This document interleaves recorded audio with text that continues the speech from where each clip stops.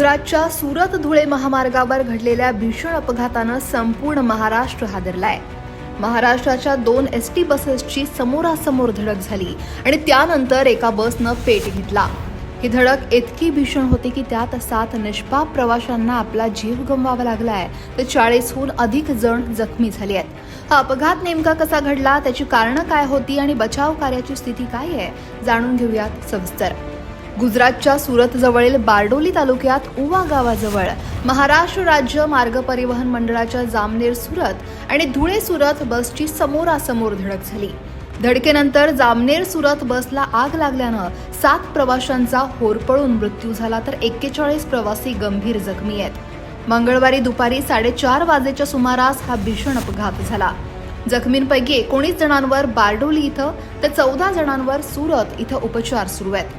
हा अपघात नेमका कसा झाला तर मंगळवारी उवा गावापासून काही अंतरावर टँकर उलटला होता. यावेळी धुळे आगाराची बस सुरतकडे जात होती.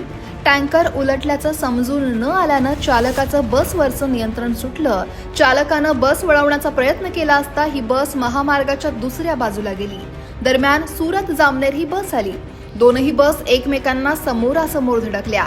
सुरत जामनेर बस मार्गालगतच्या पाटात पडल्यानं तिला आग लागली. वाडोईला झालेल्या ऍक्सिडेंटमध्ये माझे मावसा आणि मावशी हे दोघं होते गाडीत येताना. त्यांचा आतापर्यंत आम्हाला त्यांची बॉडी आहे ते मृत झालेले आहे की ते जखमी आहे याची पूर्ण इन्फॉर्मेशन भेटत नाहीये. त्याच्यानंतर गेल्या 14 तास, आता कमीत कमी 18 तास होतील. 18 तासामध्ये टोटल बसमध्ये किती मेंबर होते किंवा त्याच्यापैकी किती मृत आहे किंवा किती जखमी आहे याचा सुद्धा आकडा आम्हाला भेटलेला नाहीये.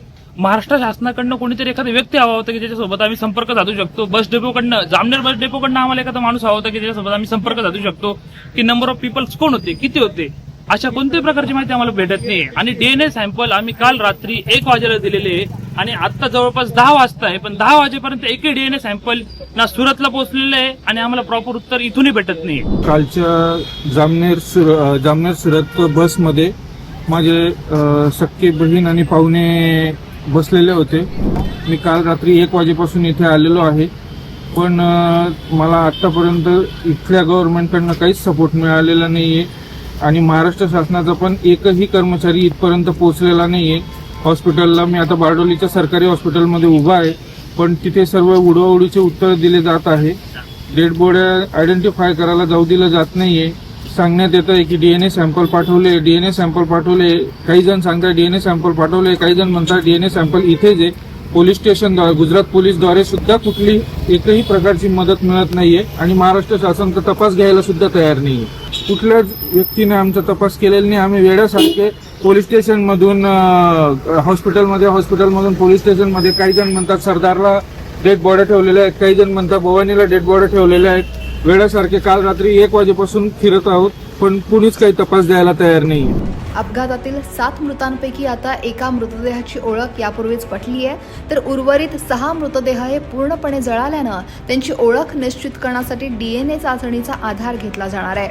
प्रशासनानं मृत प्रवाशांच्या नातेवाईकांकडून डीएनए नमुने गोळा करण्याची प्रक्रिया सुरू केली आहे.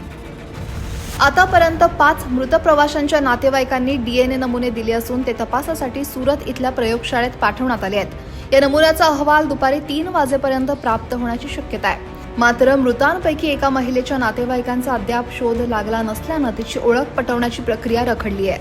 संबंधित महिलेच्या नातेवाईकांचा शोध प्रशासनाकडून युद्धपातळीवर सुरू आहे. डीएनए अहवाल प्राप्त झाल्यावर मृतांची अधिकृत ओळख जाहीर केली जाईल आणि त्यानंतर मृतदेह नातेवाईकांच्या ताब्यात देण्याची प्रक्रिया पार पडेल. या दुर्घटनेमुळे मृतांच्या कुटुंबियांमध्ये प्रचंड हळहळ आणि चिंतेचं वातावरण निर्माण झालंय. नंदुरबारहून सलालुद्दीन लोहारसह ब्युरो रिपोर्ट, लोकमत.com.